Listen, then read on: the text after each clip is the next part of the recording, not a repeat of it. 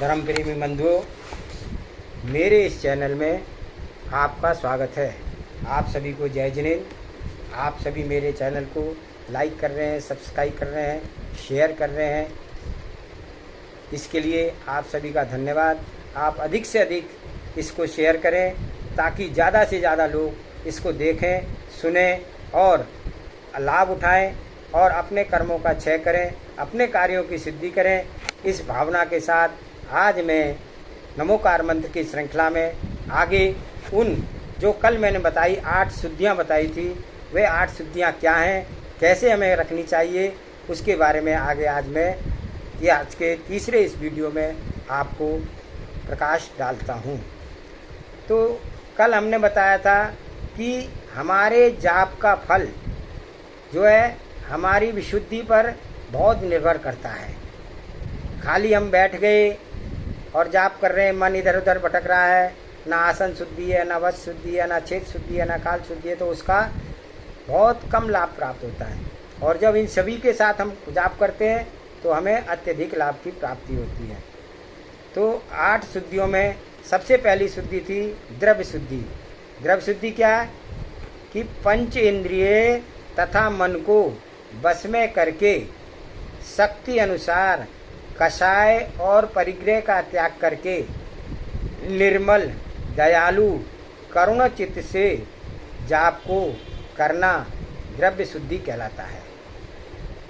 द्रव्य शुद्धि से अभिप्राय पात्र की अंतरंग मानसिक आत्मिक पवित्रता से है, अथवा अर्थात जाप करने वाले का चित्त ईर्ष्या, कषाय तथा राग द्वेष विकारों से रहित होना चाहिए। चित्त में इसी प्रकार के किसी चारों कषायों में से कोई कषाय नहीं चलनी चाहिए, तो हमारी यह द्रव्य शुद्धि होगी। दूसरा बताया था क्षेत्र शुद्धि।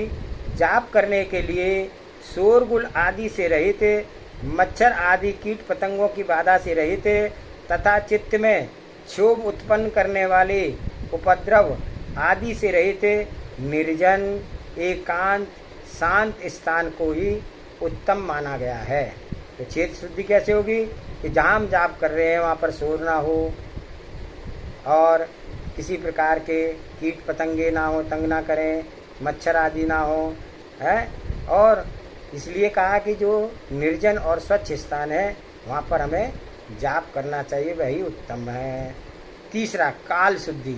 काल शुद्धि यानी किस समय हमें जाप करनी चाहिए जो हमें अधिक से अधिक लाभ मिले, तो प्रातः, मध्याह्न और सायं, इन 3 संध्या में, यानी प्रातः सूर्य रात्रि खत्म होती है और सूर्य उदय होता है, यह 2 घड़ी का टाइम, दोपहर में 2 घड़ी का टाइम और शाम को 2 घड़ी का टाइम, यह जाप करने के लिए सर्वश्रेष्ठ समय माना गया है।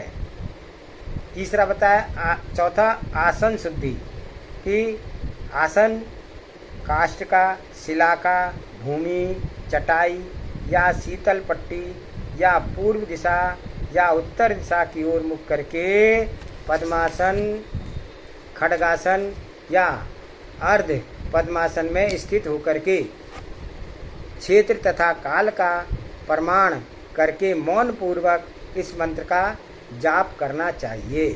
हमारा आसन भी शुद्ध हो। 3 आसन बताए, पद्मासन, खड्गासन और सुखासन।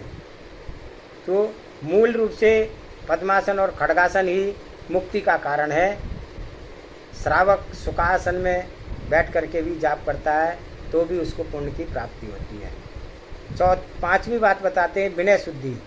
जाप का सम्यक फल प्राप्त करने के लिए परिणामों में सरलता, विनम्रता तथा अंतरंग का उत्साह, अनुराग अति आवश्यक है।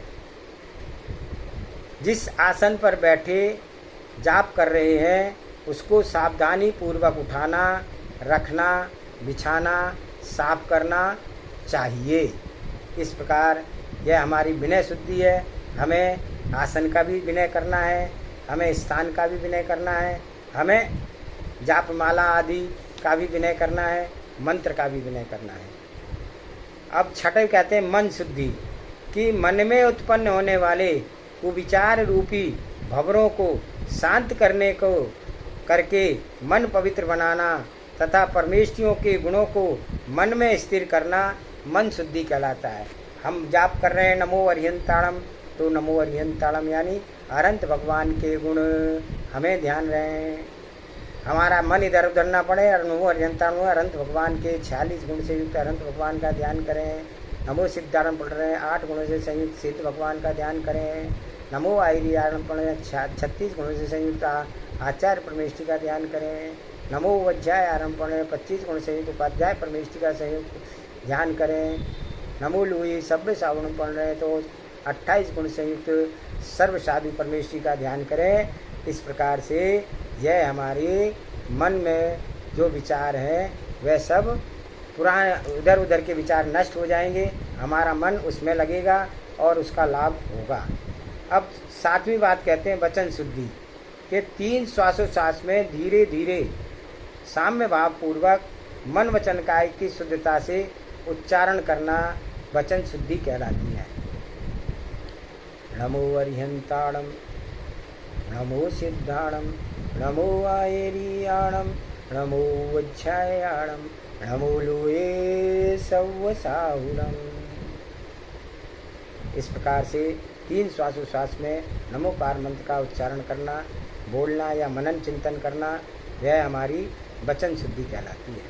काय शुद्धि, शौच आदि शंकाओं से निर्मत होकर के यत्नाचार पूर्वक शरीर शुद्ध करके नियत स्थान पर स्थिर होकर के हलन चलन आदि से रहित रहना है। जाप करना काय शुद्धि कहलाता है।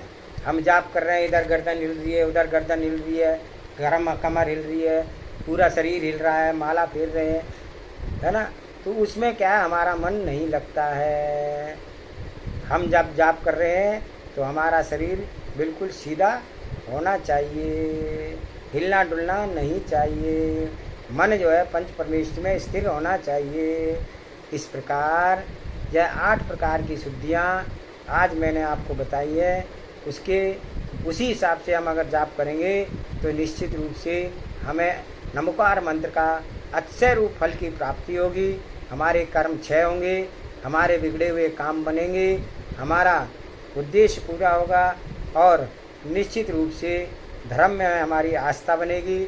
और इस प्रकार से हम अपना और दूसरों का कल्याण करेंगे। आप अधिक से अधिक इस चैनल को शेयर करें, सब्सक्राइब करें और जन जन तक पहुंचाएं और पूरे वीडियो को अच्छे से सुनें ताकि इसका संपूर्ण ज्ञान आप सभी को हो और जन जन तक पहुँचे। इसी भावना के साथ सभी को जय जिनेंद्र। आगे या अगले वीडियो में आपको कल बताएंगे।